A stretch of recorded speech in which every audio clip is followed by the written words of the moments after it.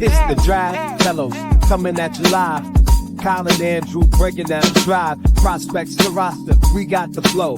First round picks to the ones you don't know. Talk about the combine, skills on display. Who's rising up and who's falling away. Roster building like a GM in the zone. Kyle, Fellows, Andrew Mertig, they own the phone. Hey, welcome back to the Draft Fellows podcast. I am Andrew Mertig. That is Kyle Fellows, and together we are the Draft Fellows. Make sure you're checking us out on YouTube, or of course, you can find our audio version on your favorite podcasting platform. Kyle, how are you doing this week? I am doing fantastic. It is a good time to be jumping into a little bit more depth on some of these draft prospects. The Senior Bowl is happening. We've made it through the Shrine Bowl, and Super Bowl is right around the corner, so it's a great time to be a football fan. Yeah, it seems like a lot of the sort of perceptions that we had of prospects are starting to either solidify or maybe even change a little bit. It's fun to see some of these players at the Senior Bowl that maybe we thought were first round picks, and now they're ascending into that top of the first round conversation. Maybe some players even sliding a little bit, but yeah, the more information we get, the better. I think the better the quality of the show. And I think this week we continue a fun thing that we started last week. So if you didn't get to check out our first dueling mock draft episode, picks 1 through 11, go back and check that out. We will discuss the picks before we get into picks 12 and on. But we go back and forth. So Kyle has the odd picks. I have the even picks. And we're going to go back and forth and justify who we are selecting for each team. Just a quick recap of picks 1 through 11. The Tennessee Titans at pick 1 took Travis Hunter. At pick 2, the Browns took Edge Abdul Carter. And I know we were trying to be a little spicy there. And then Daniel Jeremiah's first mock draft came out, and he actually had those two players going 1 and 2 just inverse. Carter going first and Hunter going second. So that's fun. New York Giants selecting quarterback Cam Ward out of Miami. At pick 4, the New England Patriots taking tackle Will Campbell out of LSU. At pick 5, the Jacksonville Jaguars. Duval taking cornerback Will Johnson out of Michigan. At pick 6, the Las Vegas Raiders take safety Malachi Starks. At pick 7, the New York Jets take Mason Graham, the defensive lineman out of Michigan. Tetairoa McMillan, the wide receiver out of Arizona, is pick 8 to the Carolina Panthers. Pick 9 is offensive tackle Josh Simmons of Ohio State to the Saints. The Bears take running back Ashton Genty at 10, and at 11, the San Francisco 49ers take defensive lineman Kenneth Grant, also out of Michigan. And there was one player we didn't mention in those first 11 picks. That is quarterback Shedeur Sanders. And yeah, we think he's going to go high, right? Like maybe top 2, maybe top 4, we think. But this is presenting a different situation where maybe some teams aren't as in love with the quarterbacks as we anticipate. We've seen this happen before in drafts. We're going to stop his slide right now, Kyle, and this is going to be either real popular or real unpopular. The Cowboys and Jerry Jones seemed to be flirting with hiring Deion Sanders. They did not, but we're going to have them select his son, quarterback Shedeur Sanders. Don't know how he fell to 12, but he did. And I'm seeing this as a Michael Penix kind of situation where the Cowboys say, we know we have Dak Prescott. We know we paid him a bunch of money, but he's coming off of yet another major injury. We want somebody to be insurance for the future. And if Dak doesn't live up to that contract under Brian Schottenheimer, we want to have an insurance plan in place with Shedeur Sanders. I think giving him a year to really mature and develop as a backup behind Dak actually works in his favor. And I think this is a player who could be really, really good in the future for them.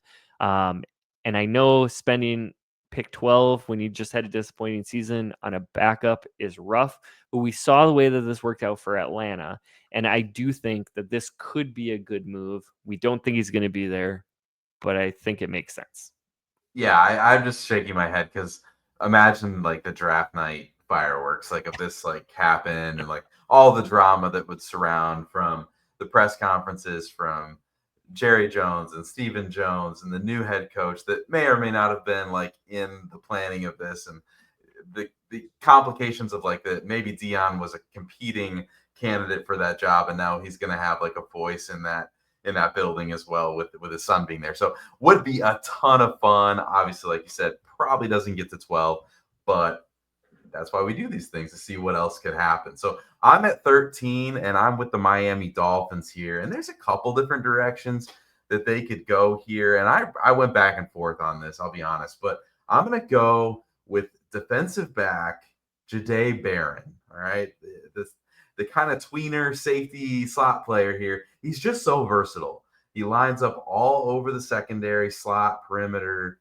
He even was kind of a linebacker hybrid box player for them at times there at Texas. But prior to 2024, kind of a slot only, but this year played all over the place. Miami safety Javon Holland is set for free agency. And I don't know if you have to play them the exact same way. I don't think that you would.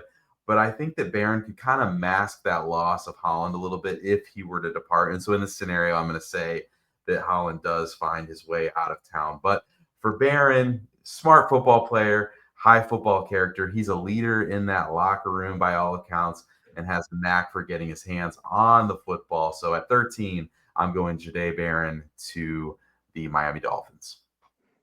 Like that a lot. Interesting. You're probably not going to hear his name floated around pick 13, but I mean, I think this is a guy who has a really unique skill set.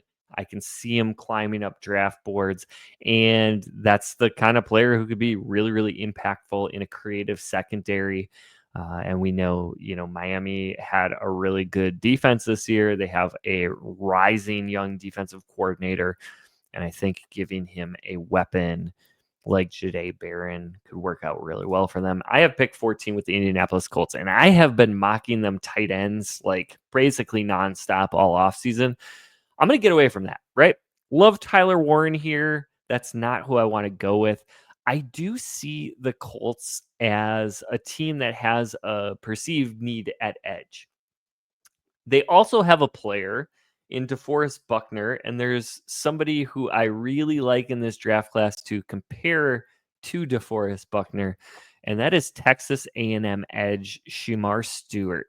And I'm going to take him here at 14 for the Indianapolis Colts, and I think he's going to give you a really crazy athletic edge. He weighed in at over 280 pounds.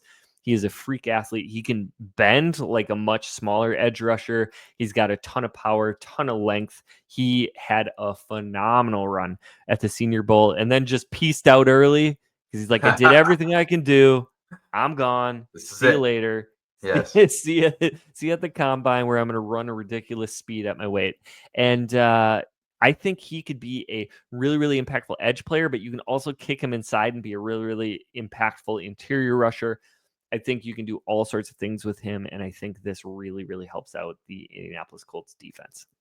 Okay, so I'm going to get into pick 15 here, but really quickly, I have to say, Shamar Stewart, Andrew knows that one of my favorite parts of the entire draft process is getting into the backstory of these players and getting into some interviews. A lot of the time, those interviews come from post-game interviews, sometimes some like spring ball interviews that happen, and then, of course, like the interviews that happen at the Senior Bowl and these kinds of things. Shamar Stewart, easily already one of my favorite interviews of this cycle. Just a hilarious guy. He laughs at the media, but like not in like a disrespectful way, but just doesn't take anything too seriously, doesn't take himself too seriously, but it's not in a way that he's like blowing things off. He's just like a really down-to-earth guy and a ton of fun to listen to. And I think he's just going to be a blast to have in any locker room. So not only is he a super intriguing guy to like bring in because of his physical skill set, but I think when the teams get around this guy, I think they're going to say this is someone we're going to want in our building. So I think we're just going to see Shamar Stewart continue to rise. And at this point in this mock draft, like he's going 14. So it's not like he's going late in this draft as it is, but excited to see how he continues to ascend throughout the process. But I'm up with 15. I've got the Atlanta Falcons, and I'm going to go quarterback. Yeah, let's just go another quarterback here. We're just going to restock that room because you never know, right? Like, we got to keep the quarterbacks flowing. But no, we're not going to be that crazy this year. But I am going to stay at the edge position. And this one feels kind of weird because there are some other guys that have kind of vaulted themselves throughout the Senior Bowl week. But this is a name that, like, maybe we aren't talking about a lot right now because it's not the current news cycle. But I'm going to go with Michael Williams, the edge from Georgia here. He's 6'5", 265 pounds, big, long player, has all the traits and the athleticism that you look for in that defensive end. He's just put together really, really well. And it makes sense because the Falcons are absolutely looking for someone who can come in and play a traditional defensive end kind of a role. And this is a guy who's 20 years old right now. He's going to be 20 years old when he hears his name called on draft night. So you get really excited about the upside and the potential. And this is a guy, like when you see the interview, you're like, there's no way that guy is 20 years old. So teams are going to fall in love with the upside. A little bit of a like high upside gamble kind of a player. He played through an injury most of 2024, so probably slowed his development. I think it was a high ankle, so we don't know exactly what he is when he's fully healthy, but there's a reason to think that this is a player that NFL teams are going to fall in love with, and the Falcons certainly check a big box here of a need that they have at the edge position. Yeah, I can't stop mocking Michael Williams to the Atlanta Falcons. Like I can't do it. Staying in Georgia and like the number one need that they have. This is like one of the worst pass rushing teams in the NFL. They need to fix edge. Seemingly they've needed to fix edge as long as I've been alive. But like Jesse Tuggle didn't work out back in the 90s. So like I think that Williams has so much upside. Like that's all I want to see when I scout him. So I probably have him rated too high, but I think that is a super good fit. So I really love what you did there. I have the Arizona Cardinals at pick 16, and I keep bouncing all over. Like they need a lot of help, but where they need the most help, I think, is offensive line. And I am sort of pulled back and forth. Do I want an interior player? Do I want a tackle? Or do we want to take one of those tackles that we talked about that may just be able to kick inside, right? I think there's a lot of really good options here, but the player that I am highest on that is left is offensive tackle Josh Connerly Jr. out of Oregon. Okay. He is currently my tackle one. I don't know that it will stay that way. But this is a guy who kick slides so well. He's super smooth. He's just a really, really refined athlete. I think he is going to have a little bit of trouble early with the speed to power stuff. I think he needs to maybe get a little bit thicker in the back end, learn how to anchor a little bit better. But that's going to fit in really well with Arizona to start with. They already have Paris Johnson Jr. I know Connerly, maybe not the ideal right tackle right now, but I think between the two of them, you can figure it out. And I think that is going to give you a dominant, really, really young tackle duo for the foreseeable future. It's going to help keep Kyler Murray upright. I like those tackles with really good movement skills to give to Kyler Murray because we know how he plays. And so to be able to adjust and kick slide while Kyler's juking around back there is going to be really helpful, and be able to slide those guys, those pass rushers out of the lane, and then Kyler can move up within the pocket. So I like that fit with Connerly as the opposite tackle of Paris Johnson. Yeah, and I think Connerly, unfortunately, I think he had an okay Senior Bowl week, but he has a couple of highlights where he was the victim of a couple other edge rushers who really boosted their stock. And so right now it kind of feels like it taints the view, but we can't overlook how good and a consistent player he has been. So I think he's probably he's going to test great. Yeah, if he doesn't, I would be shocked. But I think he's going to test great. I think he's going to end this process ascending rather than maybe the little dip he's taking right now. Yeah. I think we'll probably see him go probably in this range, but we'll see what's ahead as he gets to that testing for sure. But I'm up at 17 with the Cincinnati Bengals, and again, a couple different ways I could go here, but I'm going to take my guy Emeka Egbuka here, from the OSU Buckeyes. And this is kind of in a scenario where I'm assuming that T. Higgins is finding his way out of town. This is kind of a restock the cupboards kind of a thing there. Make sure that they don't deplete the weapons for Joe Burrow. But Egbuka has just been so consistent there. I think you have to understand that T. Higgins and Egbuka are different players, bring different skill sets to the offense. But I really think that the Bengals could kind of benefit from having someone more like Egbuka who can be that consistent volume receiver who can just be very dependable for Joe Burrow, catching those underneath passes, working the middle of the field, and those kinds of things. But Abuka has just been super reliable, consistent, dependable, just a master of his craft, professional route runner, and he's going to help an offense right away. He's also going to be an impact blocker. And so I just think sometimes we kind of get bored with these players who've been around college for so long, and then it gets to their draft cycle, and we kind of like we've moved on to like the new shiny object. But Abuka is a really, really talented player, and he is absolutely going to play in the league for a really long time.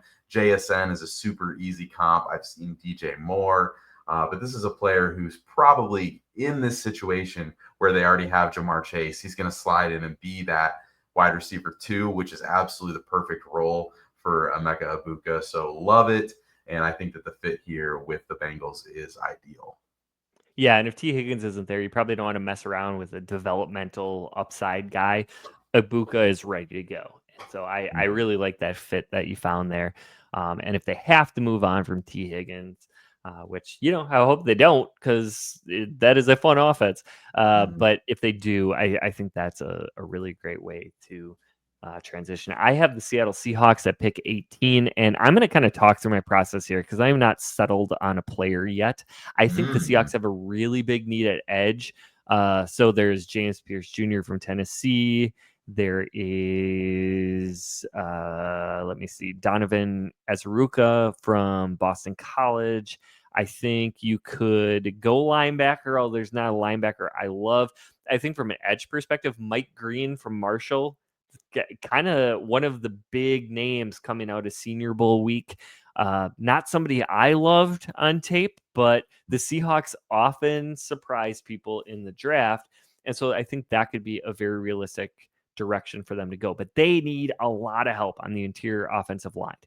And I really like Kelvin Banks Jr. out of Texas. I think he's listed as a tackle. I think he's probably better suited as a guard.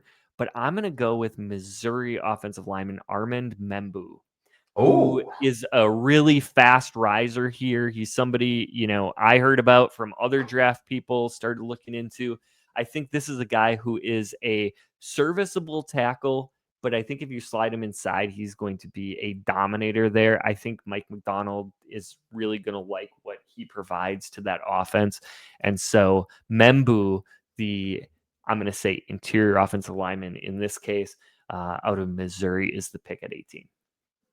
Okay, so I hope I didn't break anybody's speakers when I was super surprised, because I really thought I knew where you're going with that, and that was not the one. And he is a player that I have circled, but really haven't spent a ton of time on yet. And so now that I'm even more intrigued to get there. So, all right. So now that I'm thrown off, it did not take my player because I thought you might go this direction.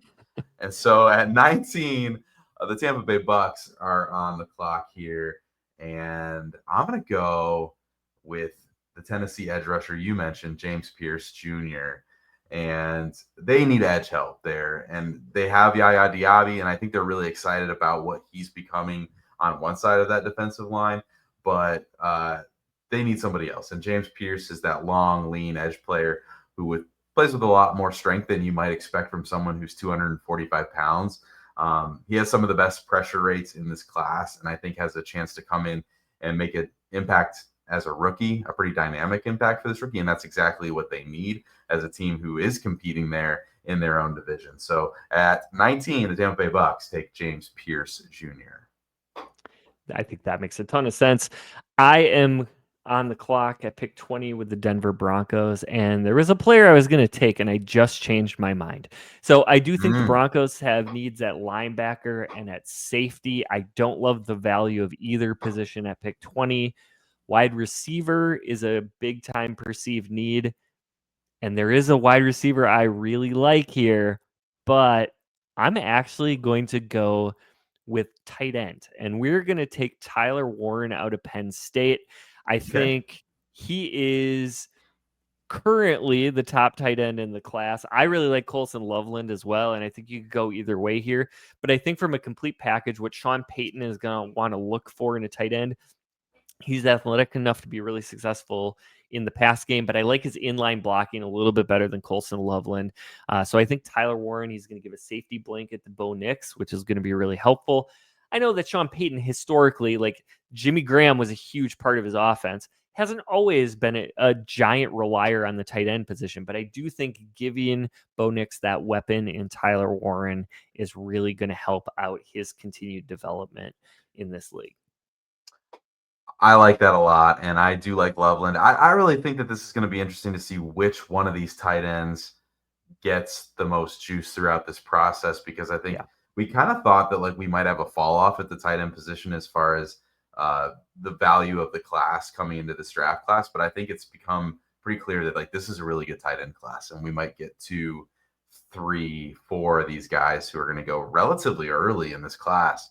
And so, but I like that spot there a lot, and I think your argument for helping the young quarterback makes a ton of sense. At 21, the Pittsburgh Steelers are up, and I like where this has fallen, and I'm going to be curious where this player's stock is as we get a little bit further in this process. But Benjamin Morrison, the cornerback, is here, and I think that this is good value. I think they might go Abuka if he were to fall here, as they kind of figure out how to add in some, new weapons to that offense, but he's gone. And so I'm going to say they need someone opposite of Joey Porter Jr. in this secondary. And Morrison is a smooth operator in the secondary, really smooth transitions and coverage. And our favorite scouting term, he has those oily hips that you look for from your defensive back. So really good ball skills to boot. And so I think that this is a great fit for the Pittsburgh Steelers to continue to invest in a strength and make their defense even better by adding Benjamin Morrison from Notre Dame. Yeah, I am now on the clock at pick 22 with the Los Angeles Chargers, and I think the Chargers could go a lot of different directions here. I think running back is always a possibility. I don't love the value. I think Omarion Hampton from North Carolina, Caleb Johnson from Northern Iowa, really great players, but I don't think you're getting great value at 22.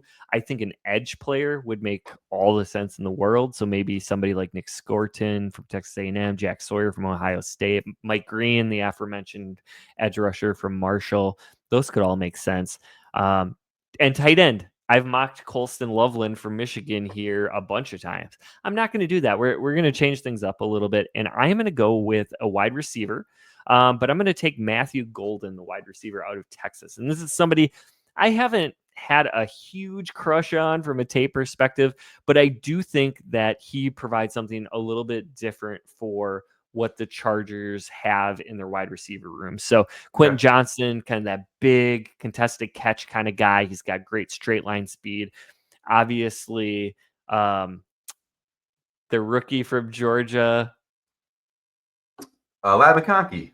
Oh I my got gosh. you. Yeah. Thank you. Really bailed me out there. Ladd McConkey, like such a refined route runner. He's going to find holes and zones. He's great out of the slot. He's going to be able to get those two-way go routes and just like a great threat there. I think Matthew Golden can be a nice in-between there. And so he's a really refined route runner, but he's also got a lot of juice.